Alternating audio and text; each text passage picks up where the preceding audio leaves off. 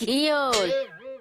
তুমি মদত ধৰিলা মানে চুপ থাকক ভণ্টিও আজি যোৱাই শিলচৰ যোৱা দুখত মদত ধৰিলে নাখাবি ভণ্টি যোৱাই শিলচৰলৈ নাযায় আৰু গ'লে মোৰ ডেড বডিৰ ওপৰলৈ যাব লাগিব চুপ থাক একদম মদ খাই মাতলামি কৰিবলৈ নাহিবি দাদা